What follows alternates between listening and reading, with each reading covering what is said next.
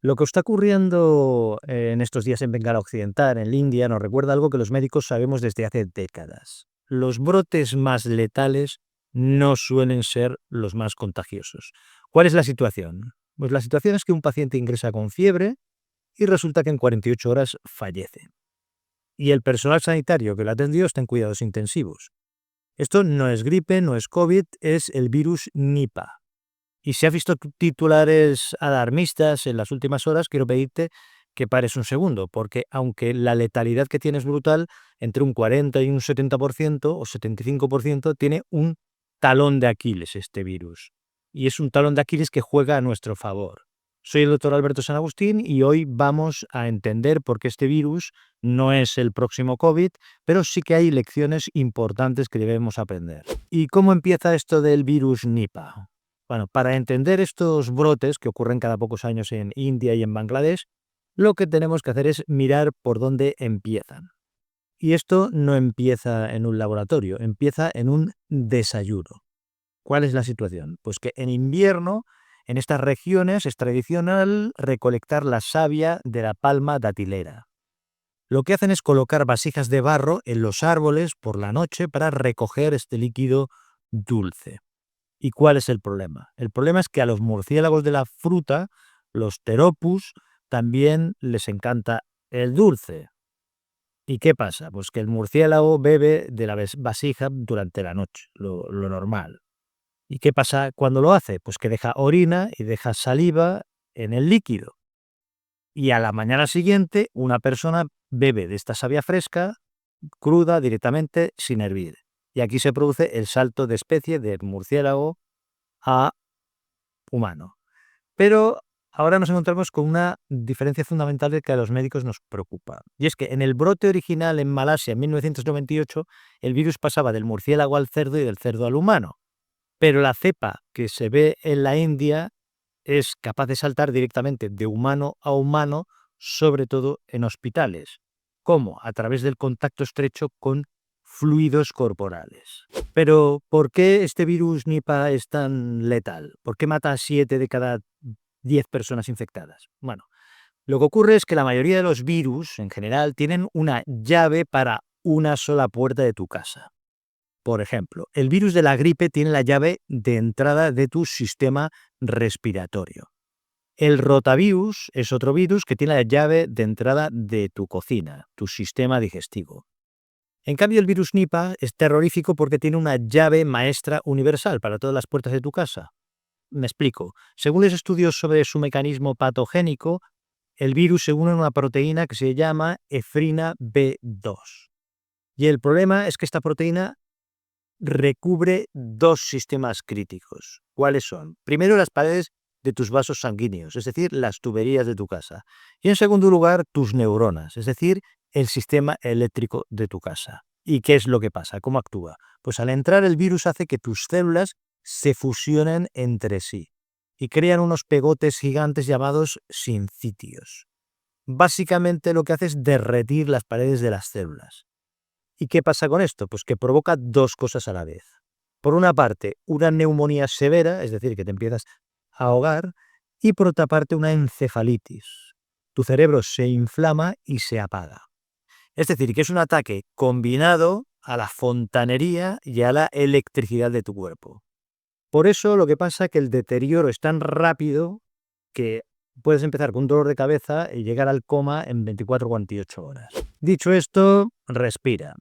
Sé que los medios están usando palabras como pandemia, como alerta mundial, también se empieza a ver en vídeos, pero los datos epidemiológicos nos dicen otra cosa.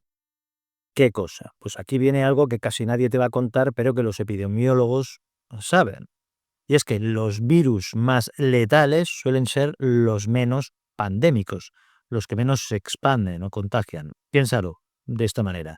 Si un virus mata al huésped, al que está contagiado en 48 horas, pues no le da tiempo a subirse al avión, ir a trabajar o a besar a su familia. Lo que pasa es que el virus se quema antes de poderse propagar. Recuerda el ébola. El ébola, con un 90% de letalidad, nunca ha sido una pandemia global, precisamente por eso. Y por eso, en cambio, el COVID, con solo un 1 o 2% de letalidad, sí lo fue. Entonces, el Nipah está más cerca del ébola que del COVID. Esto quiere decir que es terrorífico si es a nivel individual, pero epidemiológicamente lo que pasa es que se autocontiene. Y el Nipah no es tampoco ni el sarampión ni el COVID, es decir, que no se transmiten por el aire a larga distancia solo con respirar en la misma habitación. No funciona así. Como he dicho antes, el Nipah requiere un contacto estrecho, directo, de fluidos corporales. El número reproductivo, el famoso R0, suele ser bajo, a veces incluso menor de 1. Bueno, ¿y qué significa esto? Pues el R0 es cuántas personas contagia cada infectado, cada persona que esté infectada. En el caso del COVID tenía un R0 de entre 2 o 3, es decir, que un enfermo contagiaba a 2 o 3 personas más. En cambio, el virus Nipah suele estar por debajo de 1 o a veces incluso 0,5. Es decir, que es un fuego que se apaga solo. 1 contagia a 1 o incluso 2 contagian a 1. No cada enfermo contagia a otra persona.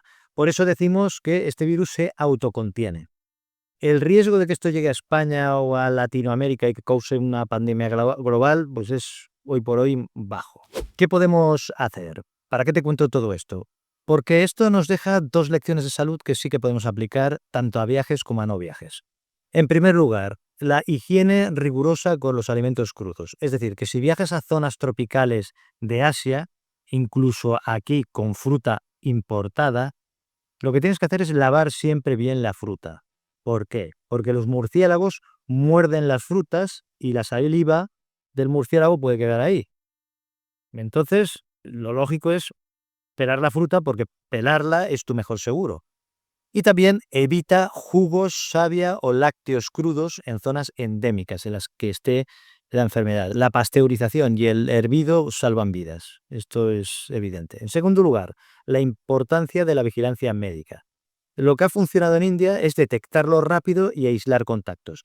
Es decir, que si tienes fiebre alta y síntomas neurológicos, por ejemplo, confusión, desorientación, tras un viaje a una zona de riesgo en la que esté la enfermedad, pues esto es una alerta médica inmediata, hay que consultar urgente. Y algo que es importante, que no existe vacuna para este virus Nipah y tampoco hay un tratamiento específico que esté aprobado.